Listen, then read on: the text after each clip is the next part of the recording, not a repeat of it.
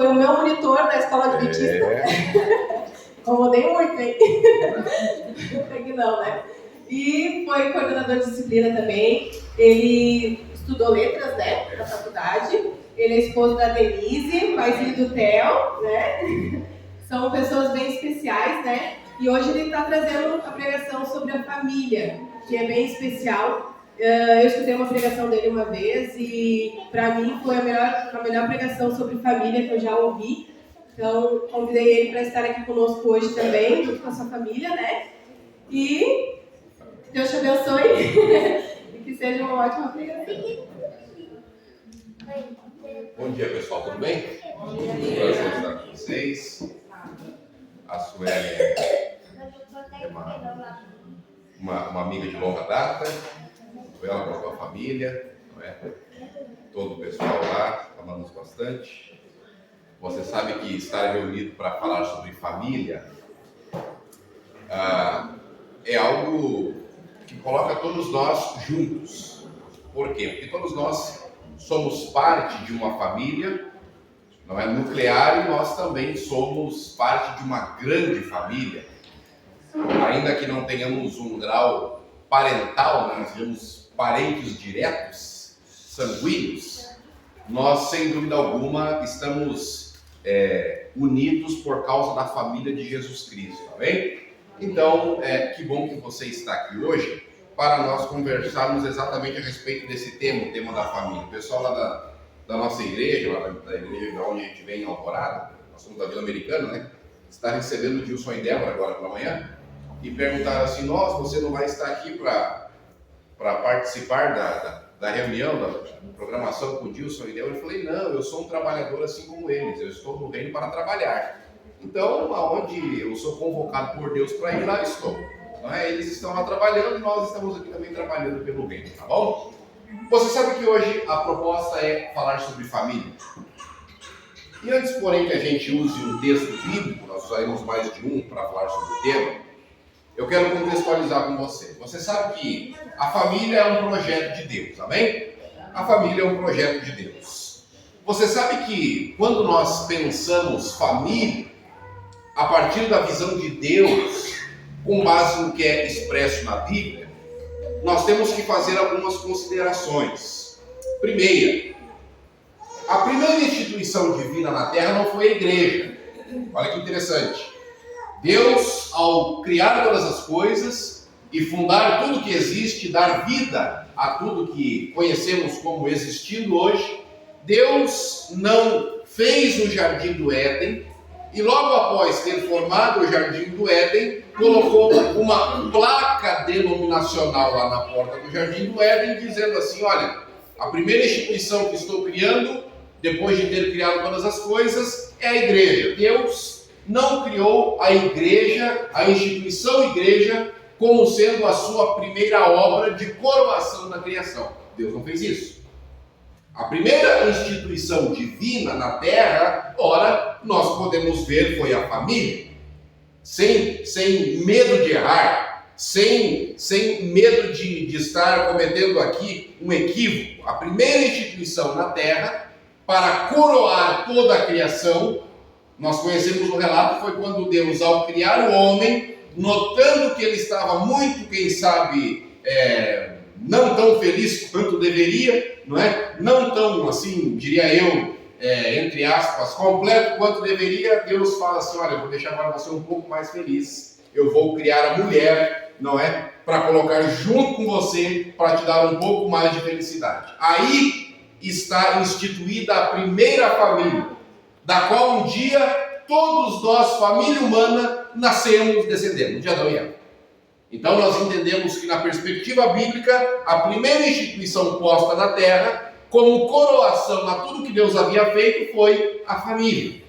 Olha que interessante notar que o primeiro milagre executado por Jesus na terra foi quando? Foi em uma festa de casamento.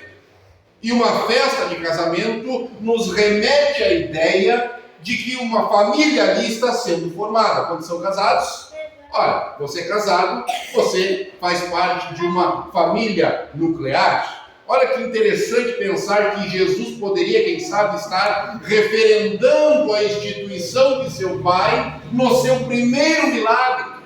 Então Deus cria para coroar a criação a família, e Jesus, ao dar início ao seu ministério terrestre, ele começa o seu ministério em uma festa de casamento que remete à ideia de família. Eu posso pressupor que Jesus estava tentando dizer com esse milagre, uma festa de casamento, e eu acho que ele estava querendo dizer assim: olha, aquilo que o meu Pai criou lá no início, eu começo aqui o meu ministério para também referendar essa instituição, a instituição da família. Note vocês que a igreja, na Bíblia, ela é chamada de noiva. Notem vocês que na palavra de Deus, Jesus ele se apresenta como sendo o noivo. Isso também nos remete, nos leva a uma perspectiva familiar. Alguém disse que nenhuma sociedade é mais forte do que a vitalidade das suas famílias. Vou repetir isso.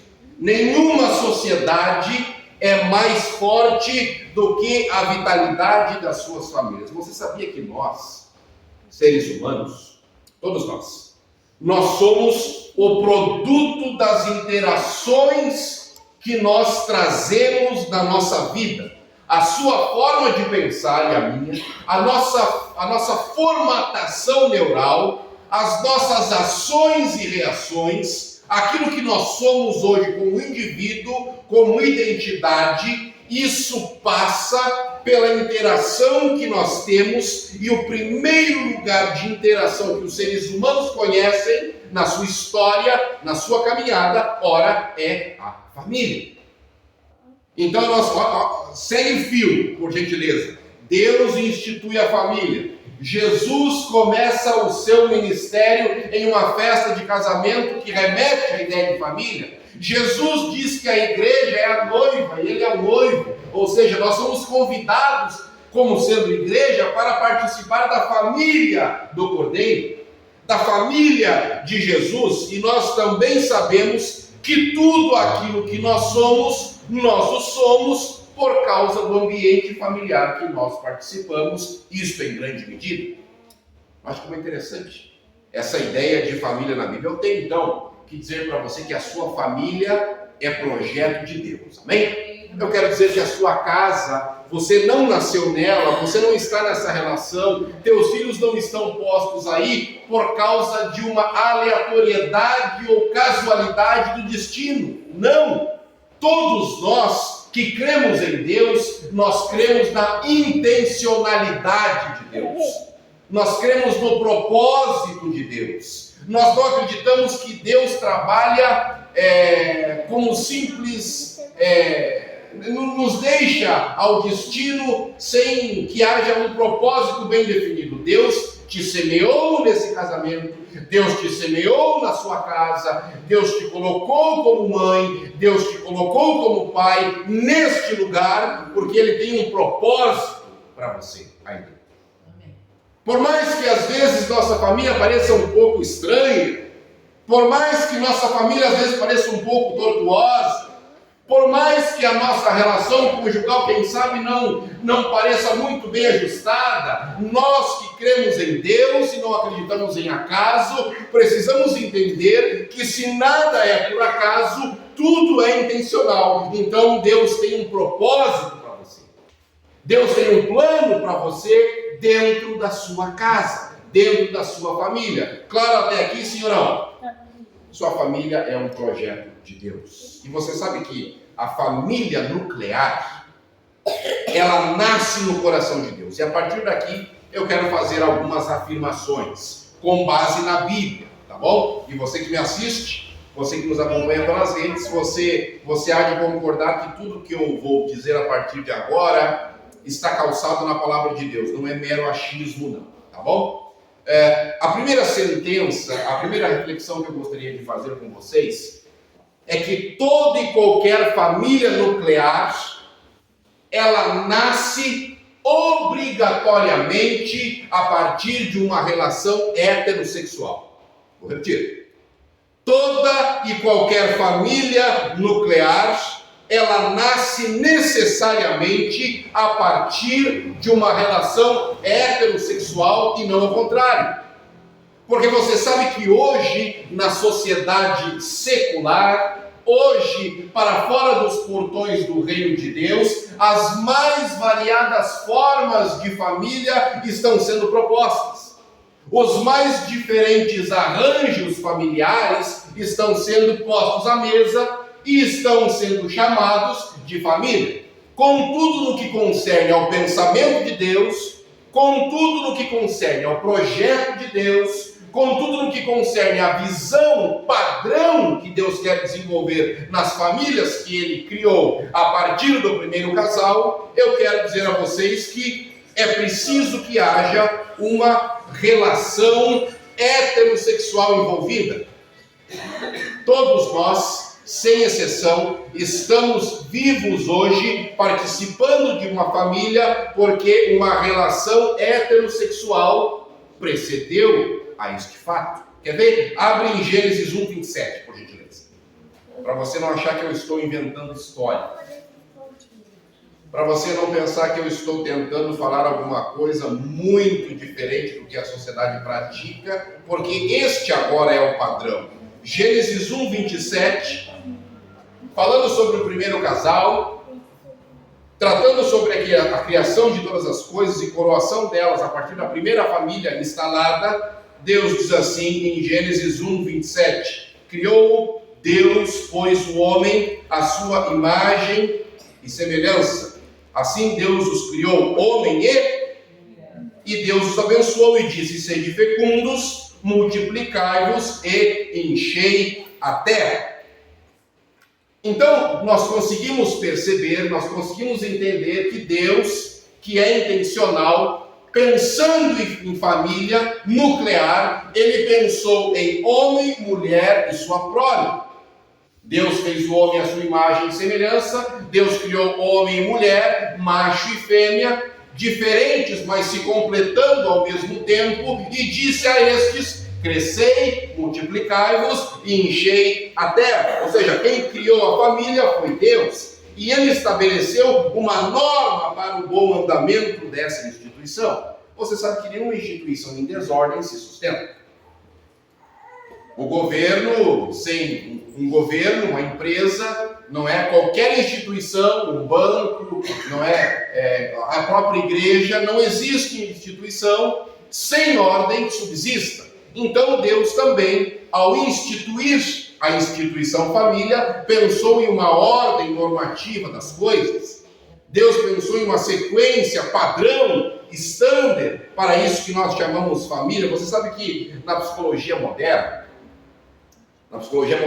a criança, o seu primeiro objeto de amor, o primeiro objeto de amor de uma criança é a mãe, é a figura da mãe. De maneira que ela não consegue fazer muito bem a distinção entre ela, a mãe e o mundo ao seu redor. Aí entra a figura do pai.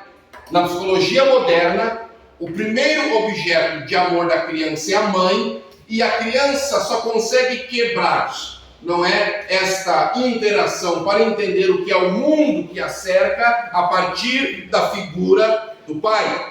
Então a criança, ela faz diferença entre a mãe e ela, e o mundo a partir da figura paterna. Então a criança olha para a mãe, olha para o pai e consegue fazer a distinção do que seja um e outro, do que ela seja e do que seja o mundo ao seu redor. Isso é o que a psicologia define, não eu. Mas você sabe que estão querendo destruir a ideia do original de Deus.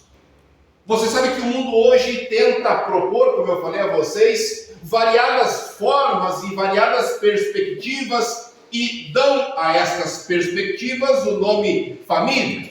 Eu continuo defendendo, e posso fazer isso, a família nuclear, monogâmica, heterossexual. Esta é a família que eu defendo à luz da palavra de Deus. Você sabe que um grande sociólogo chamado George Gilder, ele estudou mais de 2.000 culturas que existiram e ainda existem no mundo. destas 2.000 culturas que existem ou já existiram no mundo, ele conseguiu concluir que 55 delas eram unissexuais.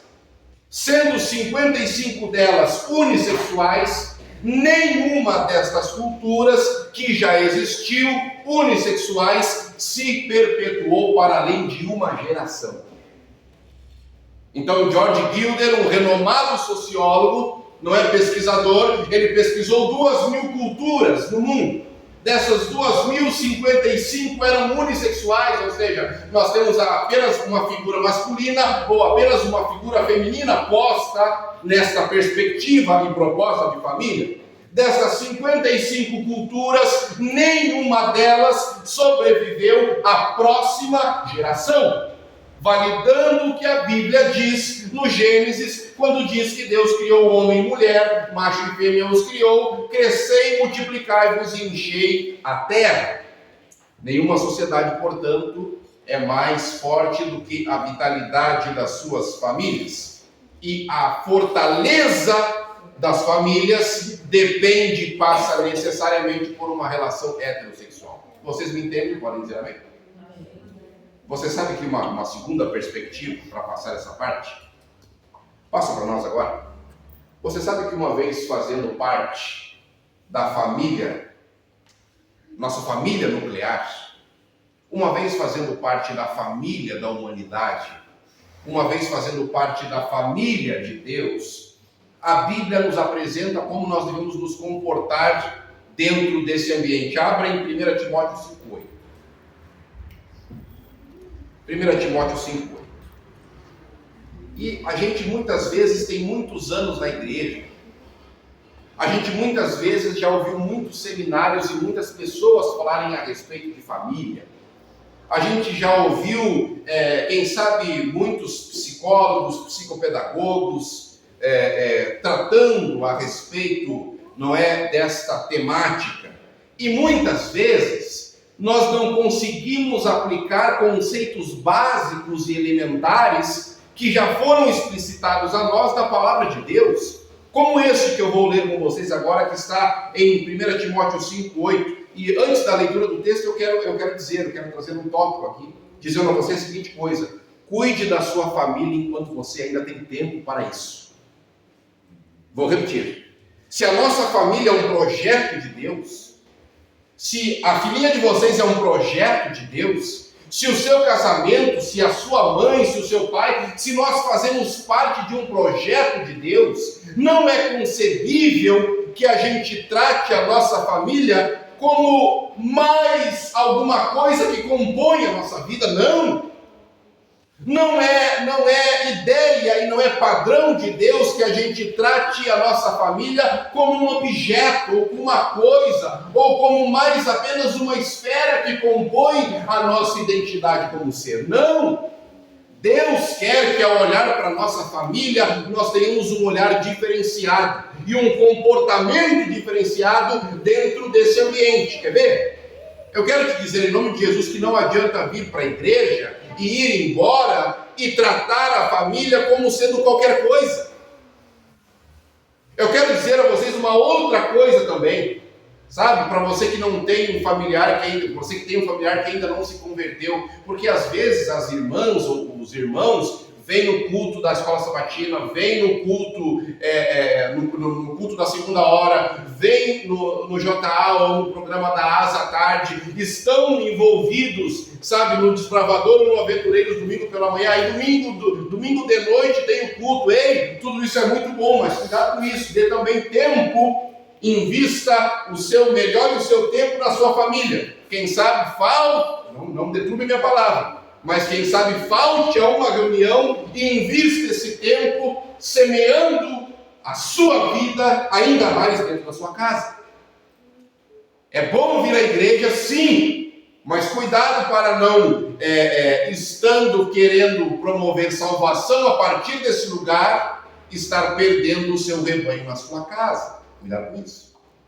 Então eu quero dizer a vocês e a nós que nós devemos cuidar da nossa família enquanto nós podemos, porque Deus assim espera. Quer ver? 1 Timóteo 5:8 diz assim: olha, Se alguém não tem cuidado dos seus, e principalmente dos da sua família, ele negou a fé e ele é pior que o infiel. Vou repetir. Se alguém não tem cuidado dos seus, especialmente, na minha versão aqui, dos da sua própria casa, ou seja, dos da sua família, ele tem negado a fé e ele é pior que o descrente. Quantos de vocês já foram a um velório e na reunião fúnebre você percebeu que algum dos familiares gostaria, quem sabe, por causa da dor que está sentindo, você não percebeu ele dizendo, ou ela dizendo, nossa, me enterre junto porque eu não aguento a dor da perda e da separação. Quantos de vocês já estiveram em uma reunião fúnebre, que é uma reunião de despedida daquele que não estará mais entre nós? Você percebe que há em muitas situações um desespero por parte daqueles que estão ali, ou quem sabe é o marido, ou quem sabe é uma esposa, ou quem sabe são os filhos que há algum tempo não viam o pai e a mãe, que agora descansa na sepultura. Tudo porque, enquanto estes ainda estavam em vida, uma ligação não foi dada, um presente não foi enviado, uma simples mensagem de WhatsApp não foi enviada dizendo, eu te amo, você é importante para mim, eu estou com saudades, e mensagens de conexão com este que não se está mais perto, nesse sentido. Quantos de vocês já participaram de uma reunião fúnebre onde isso foi presenciado e notado por vocês? Sabe por que isso acontece? Porque a família humana está preocupada em quê? Nós estamos preocupados em melhorar de casa, sim ou não? A família humana está preocupada em ter um carro melhor, um carro elétrico, um carro automático. Nós estamos empenhados em conseguir um celular mais novo, e cada um de vocês aqui traz um celular na mão que custa pelo menos R$1.000. Mas muitas vezes esse investimento que a gente fez em 10 vezes não é semelhante ao investimento que a gente fez em alguém dentro da nossa casa. Agora, em que pese, o que é mais importante? Aqueles que nos rodeiam ou as coisas que nós queremos adquirir? Então, quando Deus pensa em família, Ele pensa em um ambiente de cuidado. Ele pensa em um ambiente de respeito e de parceria mútua. Ele pensa em um ambiente que proporciona crescimento para a vida de todos aqueles que participam desse lugar. Aí eu trouxe aqui essas 3 fotos para contar a vocês de forma breve esses 3 relatos do que aconteceu aqui, porque isso aqui demonstra o que as famílias podem se tornar e as pessoas que compõem as famílias podem se tornar longe de Deus. Lá acima, a primeira foto, ficou um pouco distorcido por causa do tamanho, mas ali você está tendo a mãe do Henry Borel. Você deve ter ouvido esse relato que aconteceu por aí. Ela, aquela moça, ela um dia conheceu um vereador lá no Rio de Janeiro, o doutor Jairinho. Aí ela era professora na rede municipal, eu não sei se é municipal ou estadual lá do Rio de Janeiro, ela era professora lá. O doutor Jairinho, vereador, ao então começar a namorar com essa moça, eu esqueci o nome da mãe agora, não lembro, se é que podemos chamar de mãe, progenitora seria a palavra mais adequada. Então ela, tendo essa relação estabelecida com o vereador doutor Jairinho, ela sai desse emprego de professora para ganhar 4 ou 5 mil reais, onde ela estava posta, e ela vai para um cargo comissionado, onde ela vai ganhar 17 mil reais por mês. Junto com essa, e ela sai também da zona proletária onde ela morava, e ela se muda para um condomínio de luxo onde morava o professor, na verdade o doutor vereador Jairinho. Ela vai então para um salário maior, ela vai para um lugar, de uma zona mais nobre, bairro mais nobre para morar. Agora, ela, não sei se ela não esperava, mas o que acontece como combo na relação dos dois é que o doutor Jairinho, ele não tinha uma relação muito amistosa com o filho dela. E aí o que acontece? Um dia, eles estão presos por conta disso, depois de ele bater tanto no garoto, O garoto morreu nos braços dela dentro do elevador do prédio deles. Quando ela chega no hospital, essa foto já é em óbito, segundo as investigações. Essa foto ele já está em óbito no colo da mãe e o doutor Jairino está ali. Tudo porque não foi uma única vez, vamos nos enganar, não foi uma única vez que esse senhor bateu nessa criança. E se fosse, essa deveria ter sido a última, nem uma outra. Mas as investigações apontam que ele já tinha sofrido violência outras vezes com a conivência da mãe. Morreu. Logo abaixo, você não consegue ver muito bem, mas lá em Sorocaba, para ler um bebezinho, você está vendo que ele está no meio de um trilho de trem. Tem um trilho de trem do lado dele. Eu coloquei esse vídeo nas minhas redes também. Está lá. A mãe dessa criancinha, desse menininho, era viciada em drogas. E aí esse bebezinho, um dia a guarda municipal de Sorocaba estava fazendo uma ronda, porque ali é uma região de tráfico e de boca de fumo, e um dia a guarda municipal, quando encosta o carro, vê um bebezinho na beira do trilho do trem. Ao que quando eles chegam aqui, essa foto foi tirada quando o bebezinho olha para a guarda, os dois guardas municipais, e começa a fazer assim, como se estivesse dizendo: me tira desse lugar, me tira desse lugar. Ao que, investigando, eles encontraram a mãe mais abaixo, em uma região escondida, traficando e usando drogas, enquanto ela havia deixado o filho na beira do trilho do trem. Eu me debrucei a pesquisar e logo em seguida que esse bebê foi tirado do trilho do trem, um trem cargueiro passou pelo local. Se a guarda municipal não tivesse passado por ali, quem sabe, se tivesse demorado mais 10 minutos, não existiria mais essa criança. É o perfil de mãe que não conhece a Deus no mundo, deixando o filho no trilho do trem por causa de um vício. Mais abaixo, essa aqui aconteceu em 2019. Lá está o menino Juan. Essas duas aqui são um casal. O Juan é filho da morena ali, do cabelo escuro. A relação das duas estava conturbada. Por quê? Porque elas entendiam que Juan nasceu menino, ele nasceu uma menina no corpo de menino. Elas entendiam dessa maneira. Que o Juan, mesmo sendo biologicamente, fisiologicamente, não é? A estrutura é o menino. Nasceu homem, macho. Elas entendiam que ele era uma menina no corpo de menino. Um dia tiveram uma ideia: vamos emasculá-lo. Elas emascularam. Você sabe o que é isso? Tiraram o órgão genital do menino. Só que depois houve uma relação de ciúme entre o casal por causa da relação que a mãe tinha com o Juan. Ao que um dia, para conseguir manter a relação das duas, elas tiveram uma ideia. Qual foi a ideia? Elas esperaram o Juan dormir, deram 17 facadas pelo corpo dele. Ainda em agonia, ele foi degolado por elas. Depois elas esquartejaram todo o corpo dele e jogaram em um bueiro. São as coisas que a sociedade longe de Deus está promovendo dentro das casas, dentro das famílias. Enquanto no padrão de Deus, nós devemos cuidar da nossa família, porque se nós não cuidarmos, nem ser chamado de crentes nós podemos ser, segundo o texto que eu acabei de ler com vocês. Porque aquele que não cuida dos seus, ele negou a fé, Sueli, e ele é pior que o descrente. Vocês entendem como Deus encara com seriedade a questão da família na palavra dele?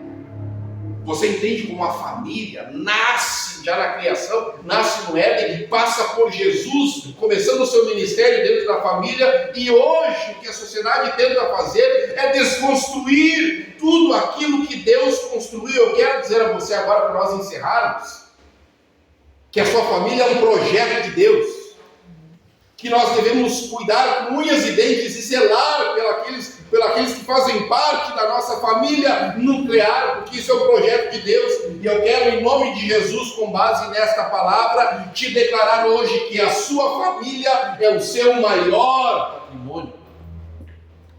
A sua família é o seu maior patrimônio. É por isso que nós precisamos investir tempo. É por isso que nós precisamos investir recursos. É por isso que nós precisamos investir amor. E é por isso também que tem uma coisa que todos nós devemos investir, que é exemplo, exemplo e exemplo. Toda essa receita deve estar inclusa quando nós pensamos em família. E como eu falei a você, que a sua família é o seu maior patrimônio, houve uma história também de um casal de crentes lá no norte do Brasil. E ela me chama muita atenção, porque aquele casal voltou para a igreja. Aquele casal voltou para a igreja. Após terem voltado para a igreja, Deus começou a abençoá-los também na sua vida financeira. Deus começou a abençoá-los. Ao que eles conseguiram comprar no ano de 2008 um Corolla novo, zero, preto. Lá no norte do Brasil, isso não é alegórico não, pessoal. Não tirei de um livro de ilustração. É um fato. Aconteceu. Eles compraram um Corolla novo, preto, zero, e colocaram na garagem, porque aquilo era uma bênção que Deus estava dando a eles como fruto da sua fidelidade a Deus. Ao que um dia, o pai e a mãe estão na cozinha da casa e o menininho de 4, 5 anos olhou para aquele Corolla preto, novo na garagem, aquela bênção de Deus, e a criança teve uma grande ideia. Qual foi a ideia que a criança teve? Ela pegou uma pedrinha qualquer no chão e pensou assim: nossa, aquilo parece uma lousa, parece um quadro. Ao que, pegando a pedrinha, olhando para aquele carro preto brilhante, muito lindo, ela: nossa, eu vou aqui desenhar nesse quadro tão lindo. Faz um quadrado, faz um redondo, estão aprendendo, né? Faz um redondo na porta, faz uma seta, faz um triângulo. E depois foi lá e chamou o pai e a mãe para ver a sua grande obra, não é? Ele executou, estava aprendendo, estava na escolinha, estava aprendendo as formas geométricas, foi testar, foi praticar lá no Corolla preto. Ao que aconteceu com aqueles irmãos. Eles olharam para aquele quadro preto, o pai segurou o menino. Enquanto o pai segurava o menino, a mãe começou a bater nas mãozinhas dele. Isso durante a tarde. Bateram.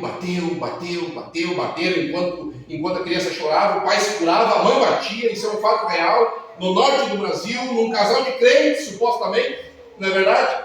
Só que ao fim do dia a febre começou a chegar. Eles começaram a perceber que o menino estava febril.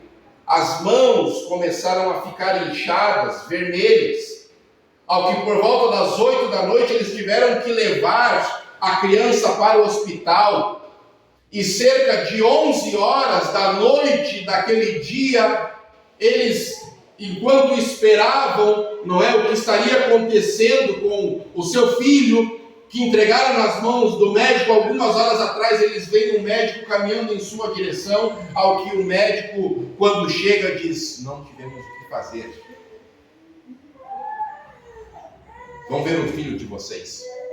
Quando eles chegaram no quarto do hospital, o menininho estava deitado na cama, olhou para o pai e para a mãe, e com as duas faixas na mão, já sem as mãos, ele olha para o pai e para a mãe e fala assim: papai, mamãe, eu nunca mais vou riscar o carro de vocês, me perdoem. As mãos dele foram amputadas por causa do que o pai e a mãe fizeram comigo. A sua família é o seu maior patrimônio. Nada, não há nenhum outro patrimônio que você possa ter maior do que a sua família. Amém? Amém. E eu quero encerrar lendo para você. Abre o Salmo 23 aí, para nós irmos para casa. Você nunca pensou que eu estaria encerrando uma mensagem sobre família lendo o Salmo 23, mas aqui é uma grande lição de família nesse Salmo. Porque quando nós lemos esse Salmo aqui, o Salmo 23, nós lemos esse salmo na perspectiva horizontal, aonde Deus, Ele está lá em cima como nosso Pai e nosso pastor, e nós aqui de baixo lemos como se estivéssemos falando com o Pai lá de cima, o Deus lá de cima, aquele que nos vê, aquele que é nosso Pai Celeste. Mas na Bíblia, tudo tem intenção e propósito, e a nossa religião ela não é apenas vertical, ela também é horizontal. É amar a Deus e ao próximo. Então a nossa religião, a nossa fé religiosa, ela nos remete ao transcendente, mas nos remete à concretude também daquilo que nós estamos vivendo hoje. Então o Salmo 23, ele não deve ser concebido apenas na perspectiva vertical, mas também na perspectiva horizontal. E aqui, você que é pai e mãe, coloque-se como sendo o pastor. E o seu filho e sua filha vai estar lendo esse salmo, olhando para você, como se fosse o pastor, como se fosse você, pai e mãe, você é o pastor, você é a pastora. E aqui o seu filho vai estar lendo esse salmo, olhando para você que é o pastor. Olha como a leitura muda. Quer ver? O Senhor é o meu pastor, e nada me faltará. Esse é o teu filho orando para você, olhando para você, lendo para você que é o pastor e pastora. O Senhor é o meu pastor e nada me faltará. Ele me faz repousar em pastos verdejantes. É você, pai, é você, mãe. Leva-me para junto das águas de descanso, refrigera a minha alma. Guia-me pelas veredas da justiça. É o seu filho e sua filha falando com você. Guia-me pelas veredas da justiça por amor ao teu nome. Note agora, ainda que eu ande pelo vale da sombra e da morte, não temerei mal nenhum. Por quê? Porque o meu pai, o meu pastor, a minha pastora estás comigo. O teu bordão e o teu cajado me consolam. Preparas-me uma mesa na presença dos inimigos e unges a minha cabeça com óleo, porque o meu cálice transborda. Tua bondade e misericórdia certamente me seguirão todos os dias da minha vida, e eu habitarei para sempre na casa do Senhor. Amém. Percebeu como a leitura muda? É o seu filho e a sua filha. É a sua família orando para você, dizendo ainda que eu ande pelo vale da sombra da morte, eu não temerei, porque tu estás comigo. A tua vara e o teu cajado me consolam, e eu habitarei para sempre e para sempre na sua casa. Amém? Amém.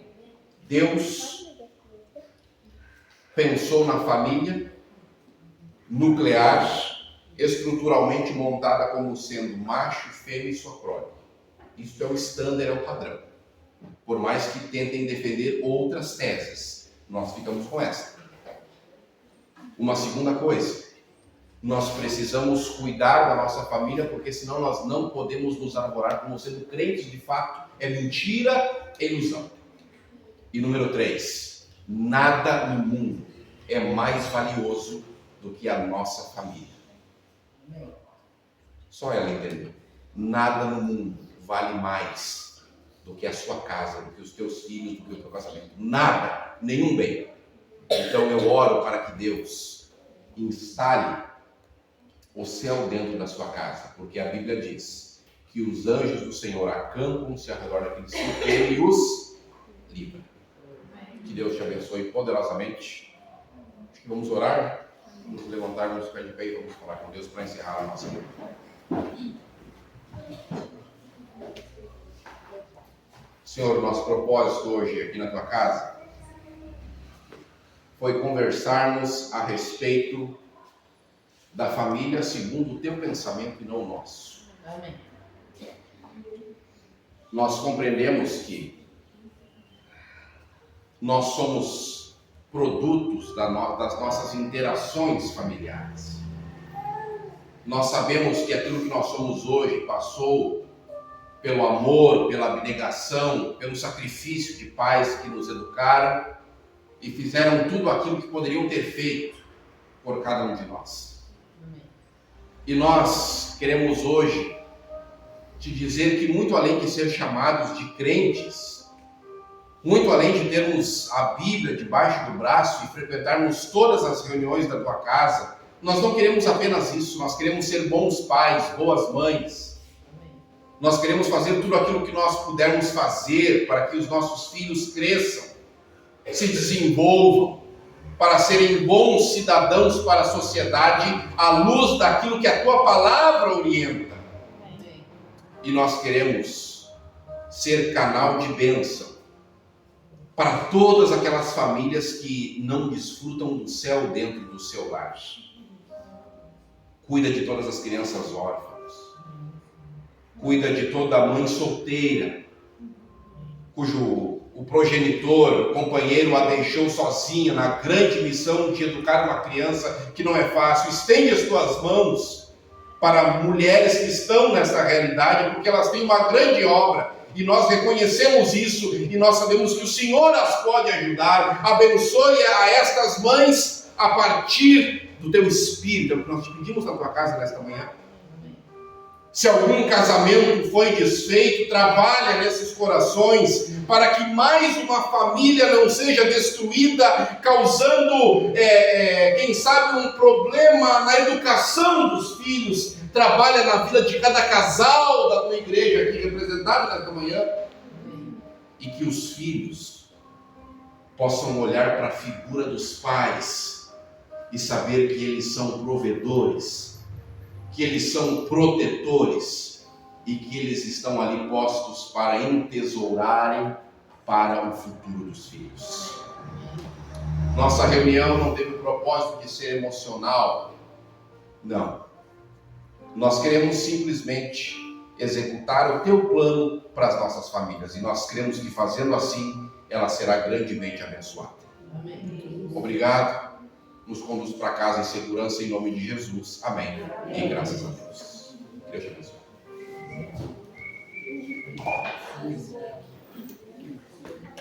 Queridos, o pregador está agora